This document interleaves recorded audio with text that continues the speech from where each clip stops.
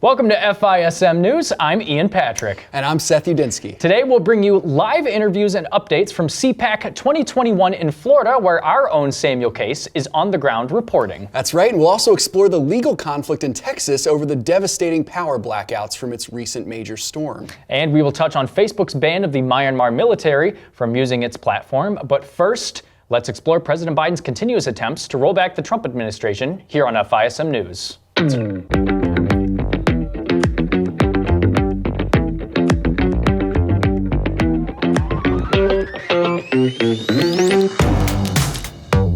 President Biden revoked a proclamation from Donald Trump that stopped many green card applicants from entering the United States.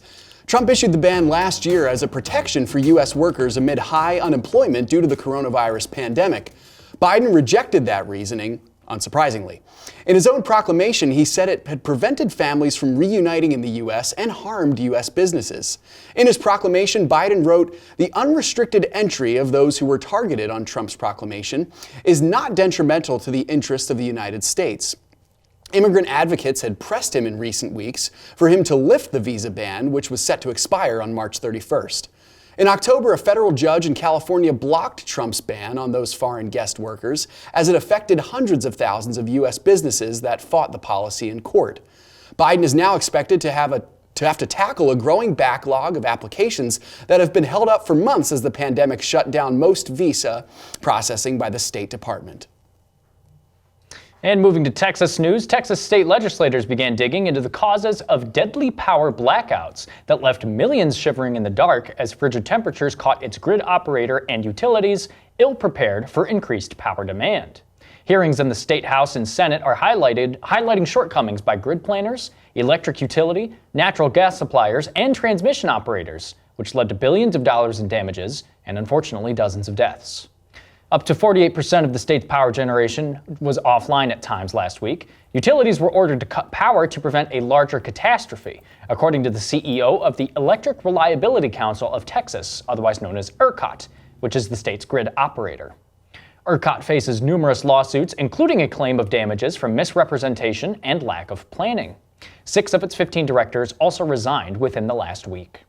Governor Greg Abbott on Wednesday said public anger was justified and pledged proposals to increase power supplies and protect those residents hit with enormous power bills. He blamed ERCOT, saying it should have acted faster to prevent generators from falling offline. Here's Abbott now. Before the storm hit, ERCOT repeatedly assured the state and the public that ERCOT was prepared. Those assurances turned out to be false. We now know that power generators of all sources were not prepared for this severe winter weather. We have also learned that ERCOT operators should have acted quicker to stabilize the grid and to prevent power generators from being knocked offline. And last week, the state of South Carolina took a stand for the protection of the unborn. The Palmetto State issued a strict abortion ban on February 18th, making it illegal to abort an unborn baby after a heartbeat can be detected, which in most pregnancies is within 6 weeks of conception. If the fetal heartbeat law survives, it would represent a great victory for the pro-life movement in the midst of a radically liberal federal administration. South Carolina Republican Governor Henry McMaster praised the law, saying, "There's a lot of happy hearts beating across South Carolina right now. Our battles are not yet over, but I believe the dawn of victory is upon us." Certainly, the battle for the protection of the unborn in South Carolina is only just beginning. The law enraged the most notorious pro-abortion organization in the country, Planned Parenthood. The self-proclaimed women's health care advocates filed a federal lawsuit almost immediately after the bill was passed, claiming it was unconstitutional. Sure enough, one day after South Carolina announced the bill, the U.S. District Court temporarily blocked it from passing for 2 weeks. The court will reconvene to determine the status of the bill on March 9th. Governor McMaster stood his ground, saying in a tweet on Friday that South Carolina would defend this law every step of the way. And FISM News will follow the complete coverage of this case as it unfolds in the coming weeks. On Thursday, the U.S. carried out evening airstrikes authorized by President Biden against facilities belonging to Iranian-backed militia in eastern Syria. This strike was in response to rocket attacks against U.S. targets in Iraq, including one on February 15th, which injured several contractors and killed another. Another attack occurred on Monday, which hit Baghdad's Green Zone, which houses the U.S. Embassy and other diplomatic missions. Biden's decision to strike only in Syria and not in Iraq gives Iraq's government some breathing room as it investigates a February 15th attack that wounded those Americans, as I said before. Pentagon spokesman John Kirby said that the strikes were deliberate to de-escalate the overall situation in both eastern Syria and Iraq. He said the strikes destroyed multiple facilities at a border control point used by Iranian-backed militant groups. After the strikes, the Iranian and Syrian foreign ministers spoke and expressed their common desire for Western nations to follow UN Security Council resolutions about Syria. Michael McCall, the top Republican on the House of Representatives Foreign Affairs Committee, said the strikes remind Iran, its proxies, and our adversaries around the world that attacks on U.S. interests will not be tolerated. And as we said in our last show, FISM News will be reporting directly from CPAC 2021, which is happening right now as we speak in Florida. Sam Case is on the floor providing us with great coverage, and we are excited to keep bringing you this important content. And for our first report on the ground, Sam Case interviews Christian Hartsock, a senior reporter from the undercover journalism organization known as Project Veritas, about the shift in journalistic ideals. Here's Sam now. We talked about muckraking and how journalism used to be the little guy going after the big institutions of power. They didn't care if Republican, Democrat, big business, whatever. And that's changed over the years. You don't really see that as journalism anymore. More often it seems like they're carrying water for these institutions. Where do you think that changed? And do you think there's a hope of changing it back to the way it used to be? So a video that I did that we released last year with David Wright, who is a senior correspondent from ABC, where he was telling me, and I was undercover, but he was telling me about how ABC does not report the news anymore. It's all about get Trump. How do we get Trump? And the corporate, the Disney, parental influence on ABC, and how the corporate ecosystem completely transformed the whole landscape of telling. So that's a big part of it. Another part of it is the incestuous relationship that media corporations have with their beneficiaries and benefactors in they trade on access. So in Washington, there's they trade access for special, in flattering coverage, right? One thing that I've noticed in the last 5 years is there is a major push towards dividing Americans, pitting Americans against each other. There has been, getting Americans to actually hate each other. There's an actual hate movement where, CNN, every single thing, they cannot say the name Trump in a neutral sentence, in a dispassionate sentence. That's a problem. That's psychotic. And it's normalizing a level of sociopathy where you have Americans actually trying to one-up each other in their hatred of the President Trump and and I'm just using this as an example. Right. There's a great market for hate. That's for right. hating people. If you want to see this interview in full, please go to our website at fism.tv/FISM News, as we will be constantly updating it with new stories and updates from the conference. And don't go anywhere. We'll be right back with more news coverage after this.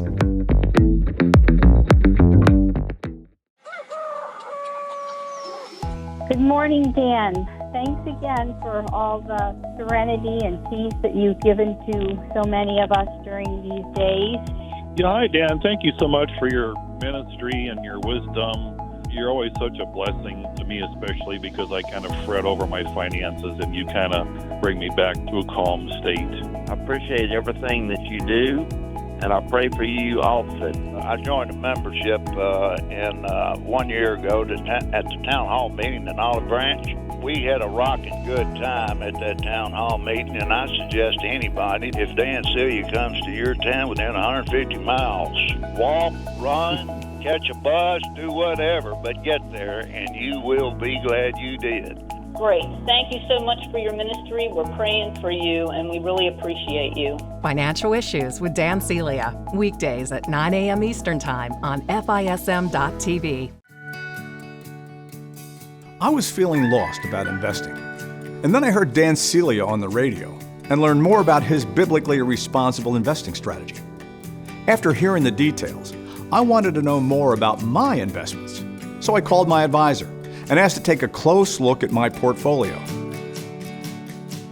I saw that my investments were full of companies that were supporting things that would dishonor God. So I made a change.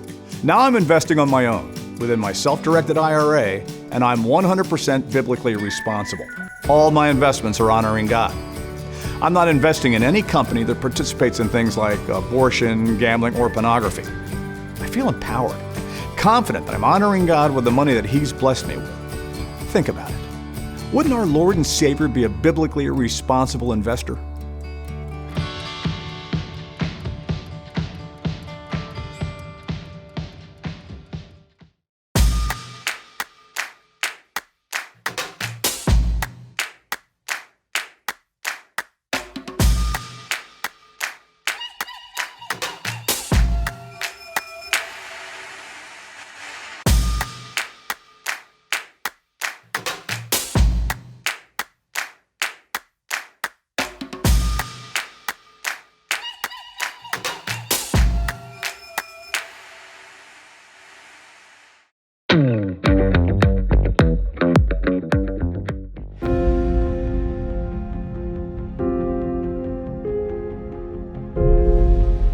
Hello and welcome back to A Moment in History. I'm Seth Udinsky.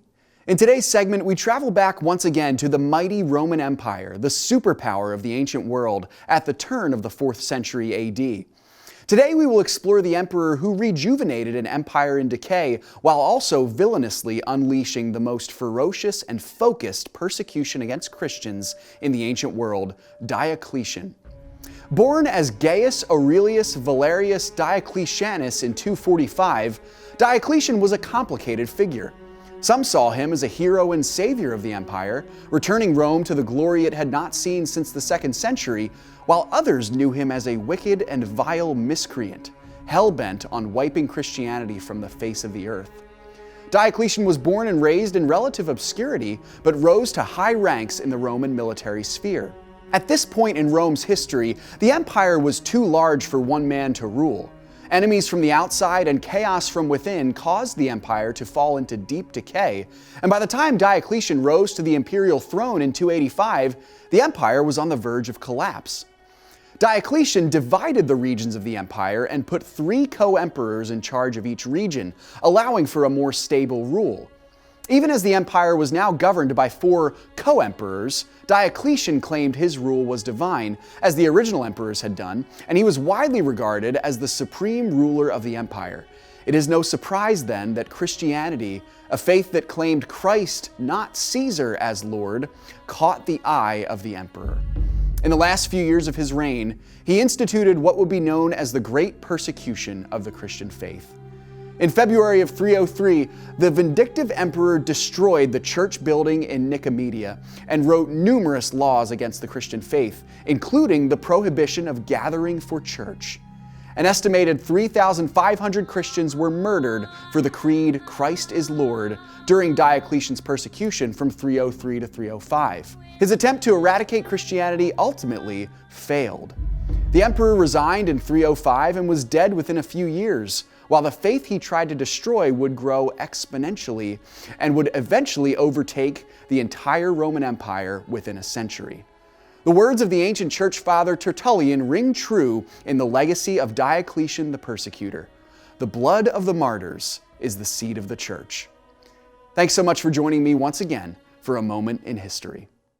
All right, welcome back to FISM News. I'm Ian Patrick. Let's continue with coverage on COVID-19. The U.S. is expecting to roll out 3 to 4 million doses of Johnson & Johnson's COVID-19 candidate drug next week, pending authorization from the FDA. A Johnson & Johnson executive also said the company expected to ship nearly 4 million doses of the drug once it gained authorization. On Wednesday, the FDA claimed that the J&J one-dose candidate appeared safe and effective in trials. paving the way for its approval for emergency use as soon as the end of this week. The company has a contract to deliver 100 million doses to the U.S. by the end of June. The Biden administration told governors this week that it would allocate about 2 million doses of the first J&J distribution to states. The remainder will go to federal distribution programs, such as the Federal Pharmacy and Community Health Center programs. COVID-19 cases, hospitalizations, and deaths in the U.S. are trending downward, though the Biden administration is still urging Americans to continue to wear masks and practice social distancing. The White House also announced on Wednesday that it would deliver millions of masks next month to food banks and community health centers. Dominion Voting Systems filed a defamation lawsuit against businessman Mike Lindell, chief executive of MyPillow, for spreading rumors that Dominion's machines rigged November's presidential election. The Denver-based company filed the case in federal court in Washington, seeking $1.3 billion in damages. The MyPillow company is named as a co-defendant in the lawsuit. Concerning the new lawsuit, Dominion's lawyers said, acting in concert with allies and media outlets that were determined to curry favor with one of their biggest sponsors and to promote a false preconceived narrative about the 2020 election, Lindell launched a defamatory marketing campaign about Dominion that reached millions of people and caused enormous harm to Dominion. Lindell said that he was happy Dominion sued him because the litigation process will give him access to evidence he said would bolster his claims about the election. Lindell is a Trump supporter whose personal Twitter account was suspended after making statements about the possibilities of a fraudulent election. Dominion previously filed similar lawsuits against Rudy Giuliani and Sidney Powell, two lawyers that promoted former President Donald Trump's claims of widespread election fraud. And in the aftermath of a highly suspicious voting process in the 2020 presidential election, as we were just discussing, the U.S. Supreme Court is poised to ponder the legality of a restriction on early voting in Arizona.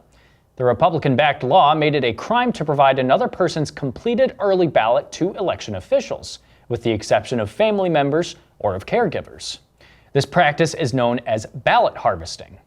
Supreme Court arguments over the 2016 ban and another Arizona voting restriction, both ruled unlawful by a lower court, are scheduled for next Tuesday, with a decision due by the end of June.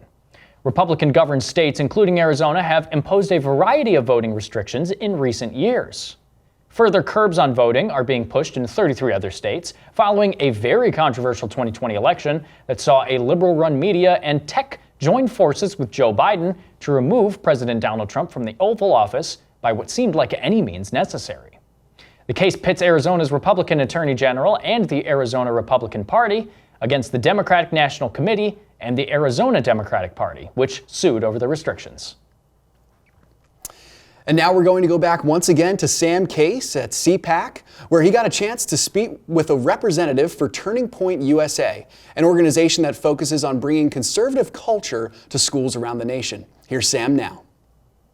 How has COVID affected Turning Point? Because there's not been as much like on-campus learning going on. So has numbers been going down? Have they been going up? Have people been realizing, hey, I can't go to school, and they gravitate to more conservative values because of that? They're gravitating to the freedom that Turning Point offers. Exactly. That is something that I've noticed a lot, that that conservatives have really become the fun people. That's right. We've become the fun ones. Like in the day, you look at the hippie revolution in the late 60s, the liberals were the fun ones, but now conservatives were the, hey, let's go out and go on a boat parade, let's go do this, let's go back to school, back to work, have some fun. So I think that we're really bringing more people into the conservative movement because we are now the group of fun. Thank you so much to Sam and to all of our FISM personnel at CPAC. We appreciate all the good work that you've done. Don't go anywhere. We'll be right back for more news after this break. Have you noticed how people seem to be cutting the cord? More and more people are ditching their cable TV and are going online for their favorite news and entertainment programming. We at Financial Issues Stewardship Ministries see this trend as an opportunity to influence our culture for Christ. So, FISM TV was born.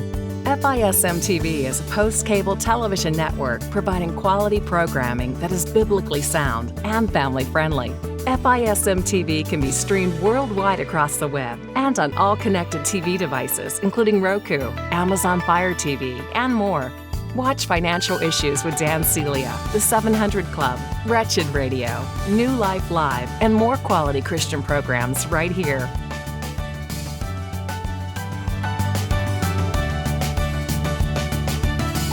proclaiming truth and encouraging you. This is FISM TV.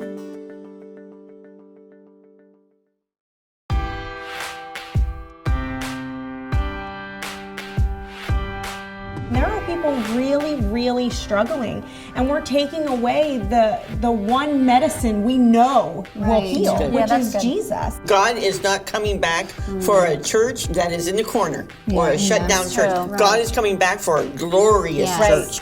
If we are going to be strong and bold in our faith, then let us continue to go to the God that can conquer it all. Right. I think if you really want to grow spiritually, you have to be in your word. If you don't know what's in God's word, you're not going to know how to get through your life. Yeah, I think back to what you were saying about getting in your word. Because we're thinking about what we can give back to God. He says, giving thanks is a sacrifice to Him. Thanking Him, focusing on Him, because giving thanks does renew your mind. Watch Outspoken on FISM.tv.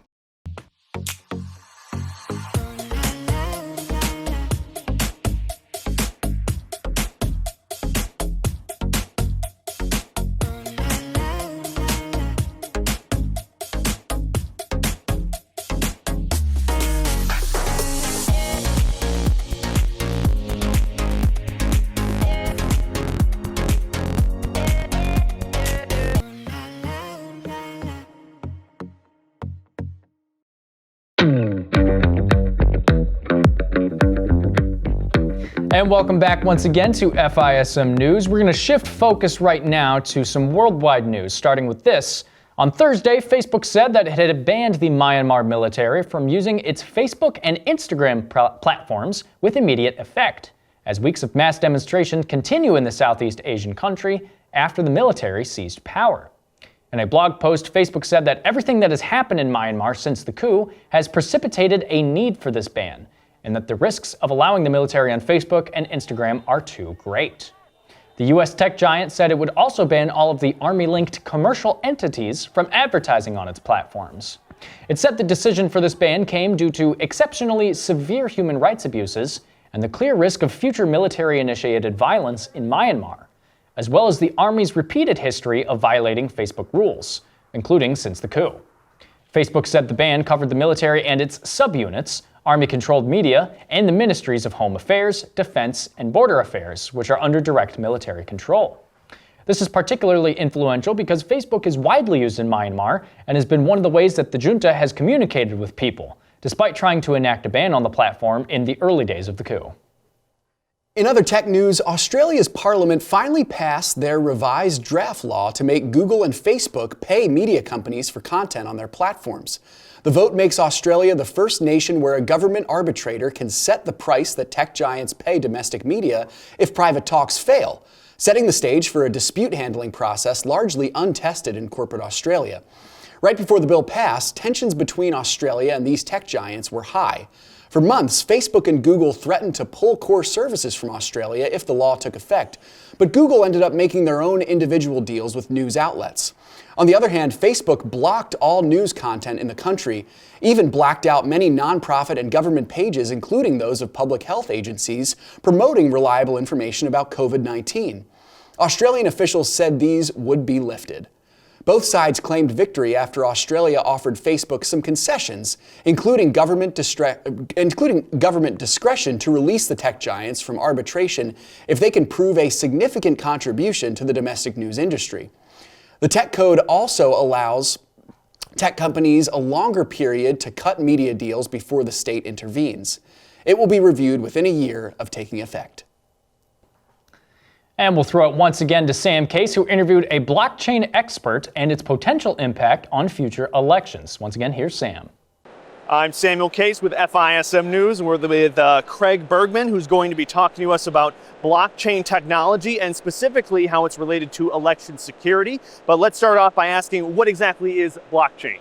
Well, blockchain is very simple. It is the word block and chain.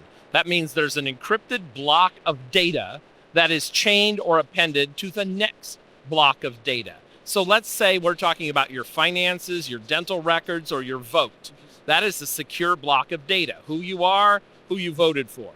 and let's say it all adds up. It's a really big number, but let's say it adds up to 4, and mine adds up to 3. Now the chain adds up to 7.